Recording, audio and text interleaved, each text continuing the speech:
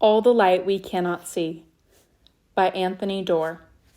Chapter 0, August 7th, 1944. Leaflets. At dusk they pour from the sky. They blow across the ramparts, turn cartwheels over rooftops, flutter into the ravines between houses. Entire streets swirl with them, flashing white against the cobbles. Urgent message to the inhabitants of this town, they say. Depart immediately to open country. The tide climbs. The moon hangs small and yellow and gibbous. On the rooftops of beachfront hotels to the east and in the gardens behind them, a half-dozen American artillery units drop incendiary rounds into the mouths of mortars. Bombers. They cross the channel at midnight. There are 12, and they are named for songs, Stardust and Stormy Weather, and In the Mood, and Pistol Packin' Mama. The sea glides along far below, spattered with the countless chevrons of whitecaps. Soon enough, the navigators can discern the low moonlit lumps of islands ranged across the horizon. France. Intercoms crackle. Deliberately, almost lazily, the bombers shed altitude. Threads of red light ascend from anti-air emplacements up and down the coast. Dark, ruined ships appear, scuttled or destroyed, one with its bow shorn away, a second flickering as it burns. On an outermost island, panicked sheep run zigzagging between rocks. Inside each airplane, a bombardier peers through an aiming window and counts to 20. 4, 5, 6, 7. To the bombardiers, the walled city on its granite headland, drawing ever closer, looks like an unholy tooth, something black and dangerous, a final abscess to be lanced away. The girl. In a corner of the city, inside a tall, narrow house at number 4 Rue Vauberval, on the 6th and highest floor, a sightless 16-year-old girl named Marie-Laure Leblanc leans over a low table covered entirely with a model. The model is a miniature of the city she kneels within, and contains scale replicas of the hundreds of houses and shops and hotels within its walls. There's the cathedral with its perforated spire and the bulky old Chateau de Saint-Malo, and row after row of seaside mountains studded with chimneys. A slender wooden jetty arcs out from a beach called the Plage du Môle. A delicate, reticulated atrium vaults over the seafood market. Minute benches, the smallest no larger than apple seeds, dot the public tiny squares. Marie-Laure runs her fingertips along the centimeter-wide parapet crowning the ramparts, drawing an uneven star shape around the entire model. She finds the opening atop the walls, where 4 ceremonial cannons point to sea. Bastion de la Hollande, she whispers, and her fingers walk down a little staircase. Rue des Cordières, Rue Jacques-Cartier. In a corner of the room stand 2 galvanized buckets filled to the rim with water. Fill them up, her great-uncle has taught her, whenever you can. The bathtub on the 3rd floor, too. Who knows when the water will go out again? Her fingers travel back to the cathedral spire, south to the gate of Dinan. All evening she has been marching her fingers around the model, waiting for her great-uncle Etienne, who owns this house, who went out the previous night while she slept and who has not returned.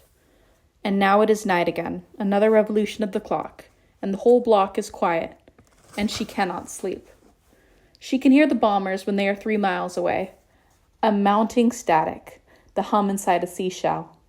When she opens the bedroom window, the noise of the airplanes becomes louder. Otherwise, the night is dreadfully silent. No engines, no voices, no clatter, no sirens, no footfalls on the cobbles, not even gulls. Just a high tide, 1 block away, and 6 stories below, lapping at the base of the city walls. And something else, something rattling softly, very close. She eases open the left-hand shutter and runs her fingers up the slats of the right. A sheet of paper is lodged there. She holds it to her nose. It smells of fresh ink, gasoline maybe. The paper is crisp. It has not been outside long. Marie-Laure hesitates at the window in her stocking feet, her bedroom behind her, seashells arranged along the top of the armoire, pebbles along the baseboards. Her cane stands in the corner. Her big braille novel waits face down on the bed. The drone of airplanes grows. The boy. 5 streets to the north, a white-haired 18-year-old German private named Werner Pfennig wakes to a faint staccato hum, little more than a purr. Flies tapping off a far-off window pane. Where is he?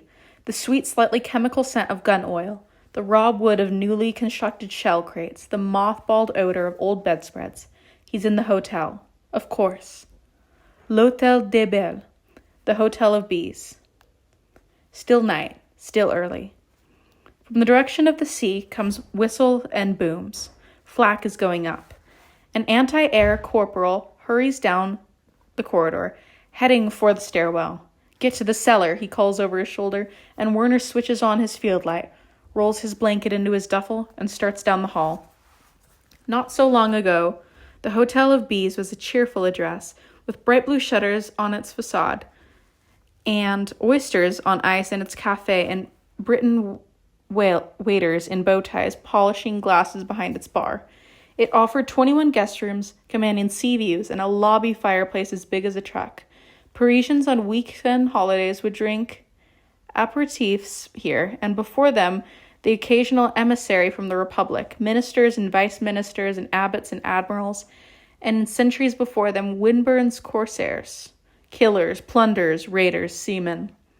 Before that, before it was even a hotel at all, 5 full centuries ago, it was the home of a wealthy privateer who gave up raiding ships to study bees in the pastures outside St. Malo, scribbling in notebooks and eating honey straight from combs. The crests above the door lintels still have bumblebees carved into the oak. The ivy-covered fountain in the courtyard is shaped like a hive. Werner's favorites are 5 faded frescoes on the ceiling of the grandest upper rooms, where bees as big as children float against blue backdrops, big lazy drones and workers with diaphanous wings, where, above a hexagonal bathtub, a single 9-foot-long queen with multiple eyes and a gold-furred abdomen curls across the ceiling. Over the past 4 weeks, the hotel has become something else, a fortress. A detachment of Austrian anti-airmen have boarded up every window, overturned every bed. They've reinforced the entrance, packed the stairwells with crates of artillery shells. The hotel's 4th floor, where garden rooms with French balconies open directly onto the ramparts, has become home to an aging, high-velocity anti-air gun called an 88 that can fire 21.5-pound shells 9 miles. Her Majesty, the Austrians call their cannon, and for the past week these men have tended to it the way worker bees might tend to a queen. They've fed her oils, repainted her barrel, lubricated her wheels. They've arranged sandbags at her feet like offerings. The Royal Oct, a deathly monarch meant to protect them all. Werner is in the stairwell, halfway through the ground floor, when the 88 fires twice in quick succession. It's the first time he's ever heard the gun at such close range, and it sounds as if the top half of the hotel is torn off. He stumbles and throws his arms over his ears. The walls reverberate all the way down into the foundation, then back up. Werner can hear the Austrians 2 floors above scrambling, reloading, and the receding screams of both shells as they hurtle above the ocean, already 2 or 3 miles away. One of the soldiers, he realizes, is singing. Or maybe it is more than one. Maybe they are all singing. 8 Luftwaffe men, none of whom will survive the hour, singing a love song to their queen. Werner traces the beam of his field light through the lobby. The big gun detonates a 3rd time, and glass shatters somewhere close by, and torrents of soot rattle down the chimney, and the walls of the hotel toll like a struck bell. Werner worries that the sound will knock the teeth from his gums. He drags open the cellar door and pauses a moment, vision swimming. "This is it?" he asks. "They're really coming?" But who is there to answer? St. Malo. Up and down the lanes, the last unevacuated townspeople wake, groan, sigh. Spinsters, prostitutes, men over 60, procrastinators, collaborators, disbelievers, drunks, nuns of every order, the poor, the stubborn, the blind. Some hurry to bomb shelters. Some tell themselves it is merely a drill. Some linger to grab a basket or a prayer book, or a deck of playing cards. D-Day was 2 months ago. Cherbourg has been liberated. Caen liberated. Rennes, too. Half of Western France is free. In the east, the Soviets have retaken Minsk. The Polish Home Army is revolting in Warsaw. A few newspapers have become bold enough to suggest that the tide has turned. But not here. Not this last citadel at the edge of the continent, this final German strong point on the Britain coast. Here, people whisper the Germans have renovated 2 kilometers of subterranean corridors under the medieval walls. They have built new defenses, new conduits, new escape rooms, underground complexes of bewildering intricacy. Beneath the peninsular fort of La Cité, across the river from the old city, there are rooms of bandages, rooms of ammunition, and even an underground hospital, or so it is believed. There is air conditioning, a 200,000-liter water tank, a direct line to Berlin. There are flame-throwing booby traps, a net of pillboxes with periscopic sights. They have stockpiled enough ordnance to spray shells into the sea all day, every day, for a year. Here, they whisper, there are 1,000 Germans ready to die, or 5,000, maybe more. St. Malo. Water surrounds the city on 4 sides. Its link to the rest of France is tenuous, a causeway, a bridge, a spit of sand. We are Maloins first, say the people of St. Malo. Britons next. French if there's anything left over. In stormy light, its granite glows blue. At the highest tide, the sea creeps into the basements at the very center of town. At the lowest tides, the barnacled ribs of 1,000 shipwrecks stick out above the sea. For 3,000 years, this little promontory has known sieges, but never like this. A grandmother lifts a fussy toddler to her chest. A drunk, urinating in an alley outside St. Sevron, a mile away, plucks a sheet of paper from a hedge. Urgent message to the inhabitants of the town, it says. Depart immediately to open country. Anti-air batteries flash on the outer islands, and the big German guns inside the old city send another round of shells howling over the sea, and 380 Frenchmen imprisoned on an island fortress called National, a quarter-mile off the beach, huddle in a moonlit courtyard peering up.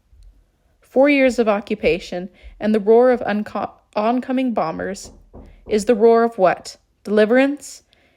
Extirpation? The clack-clack of small arms fire, the gravelly snare drums of flak. A dozen pigeons roosting on the cathedral spire cataract down its length and wheel out over the sea.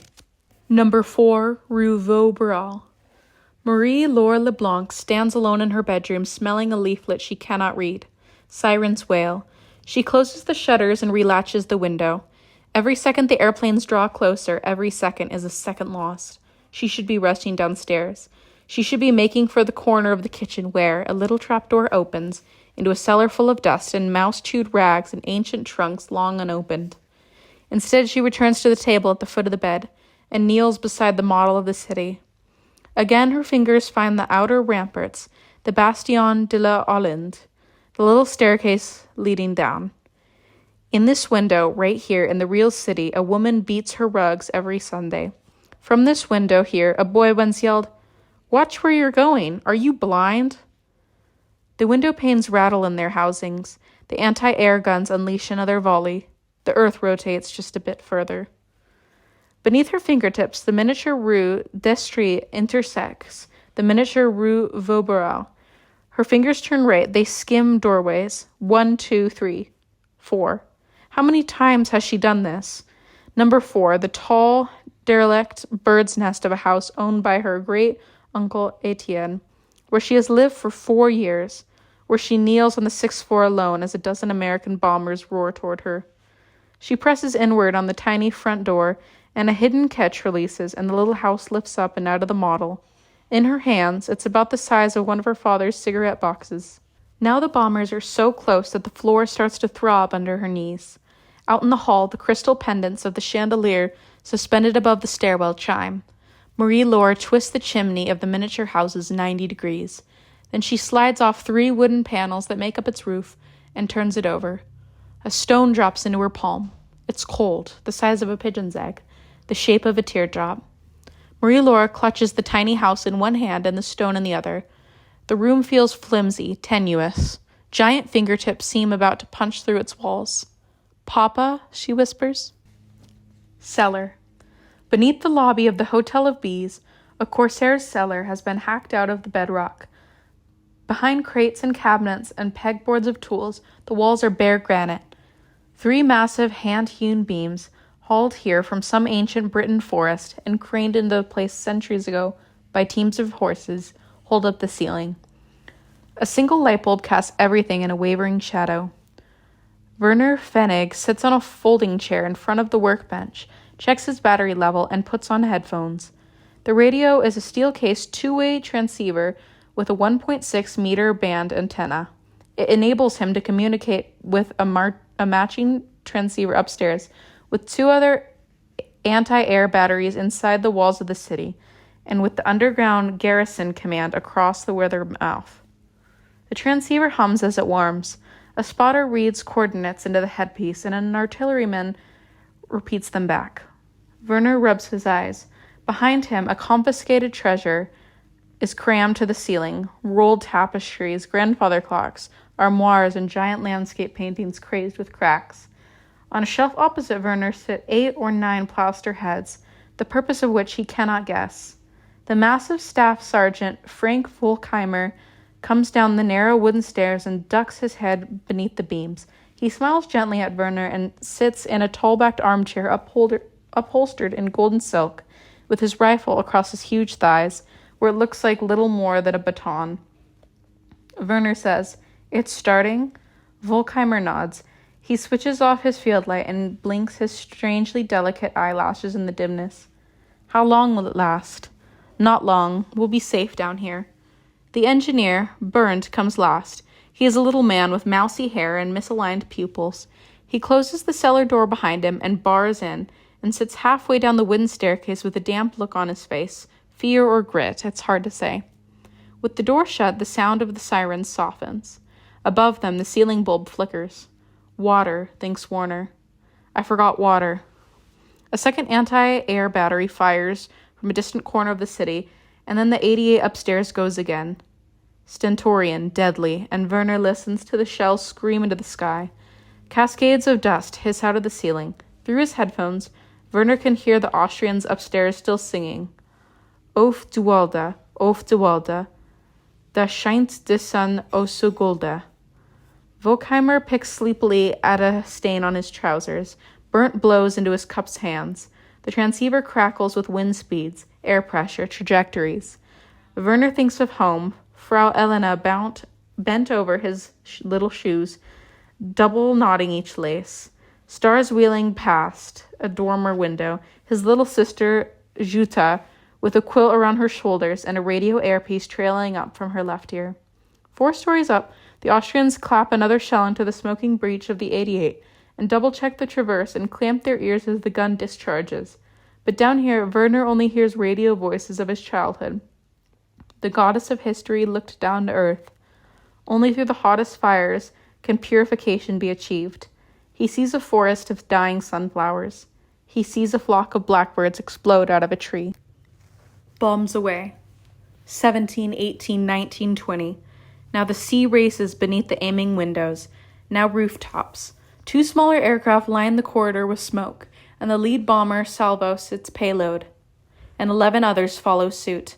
The bombs fall diagonally. The bombers rise and scramble. The underside of the sky goes black with flecks. Marie-Laure's great-uncle, locked with several hundred others inside the gates of Fort National, a quarter-mile offshore, squints up and thinks, locusts. And an Old Testament proverb comes back to him from some cobwebbed hour of parish school. The locusts have no king, yet all of them go out in ranks. A demonic horde, upended sacks of beans, 100 broken rosaries. There are 1,000 metaphors, and all of them are inadequate. 40 bombs per aircraft, 480 altogether, 72,000 pounds of explosives. An avalanche descends onto the city, a hurricane. Teacups drift off shelves. Paintings slip off nails. In another quarter second, the sirens are inaudible. Everything is inaudible. The roar becomes loud enough to separate membranes in the middle ear. The anti-air guns let fly their final shells. 12 bombers fold back unharmed into the blue night. On the 6th floor of number 4 Rue Vaubourg, Marie-Laure crawls beneath her bed and clamps the stone in the little model house to her chest. In the cellar beneath the Hotel of Bees, the single bulb in the ceiling winks out.